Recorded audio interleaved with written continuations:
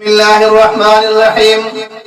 سامعین و ناظرین مکرم، والدین کے ترکہ اور میراث میں جس طرح اولاد نرینہ کا حق اور حصہ ہوتا ہے، اسی طرح بیٹیوں کا بھی اس میں شرعی حق اور حصہ ہوتا ہے۔ والدین کے انتقال کے بعد ان کے ترکہ میں بیٹوں کا خود تنہا قبضہ کر لینا اور بہنوں کو ان کے شرعی حصے سے محروم کرنا ناجائز بھی ہے اور سخت گناہ بھی ہے۔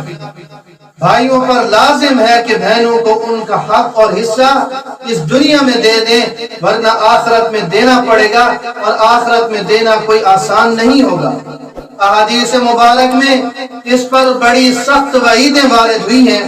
چنانچہ مشکات شریف میں حضرت سعید بن زید رضی اللہ تعالیٰ عنہ جناب رسول اللہ صلی اللہ علیہ وسلم کا فرمان نقل کرتے ہوئے فرماتی ہیں کہ من اخذ شبرا من الارض ظلما فانه يطبقه يوم القیامت من 70 ارضین، کہ جناب رسول اللہ صلی اللہ علیہ وسلم نے فرمایا جو شخص کسی کی بالشت بھر زمین بھی ازراء ظلم لے گا، قیامت کے دن 7 زمینوں میں سے اتنی ہی زمین اس کے گلے میں توق کے طور پر ڈالی جائے گی۔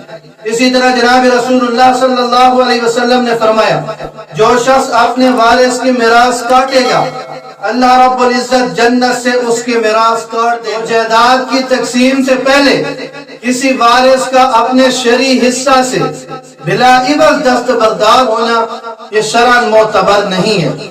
البتہ جائیداد کی تقسیم کے بعد ہر ایک وارث جب اپنے حصے پر قبضہ کر لے اور اپنا حصہ خوشی سے جس کو دینا چاہے دے سکتا ہے، لیکن بھائیوں کے یا خاندان کے یا معاشرتی دباؤ کی وجہ سے بہنوں سے ان کا حصہ معاف کرا لینا یہ بھائیوں کے لیے کسی طور پر بھی وہ حلال نہیں ہے۔ یہ بھائی یہ قرآن کریم کے حکم اور اللہ رب العزت کے حکم کے خلاف کرنے والے ہیں۔ ان کی اس مال میں اور ان کی زندگی میں کوئی برکت نہیں رہے گی جو اپنے بہنوں کو ان کے شرعی حصہ سے محروم کر دیتے ہیں۔ اگر اپنے زندگیوں میں برکت لانی ہے، اپنے مال میں برکت لانی ہے، تو جو اس کا شرعی حصہ اور حق ہے قرآن کریم نے جو وضع کر دیا، طے کر دیا، اللہ رب العزت نے جس کا فیصلہ کر دیا وہ دینا پڑے گا۔ اللہ رب العزت مجھے اور آپ سب کو دین کی سمجھ نصیب فرمائے۔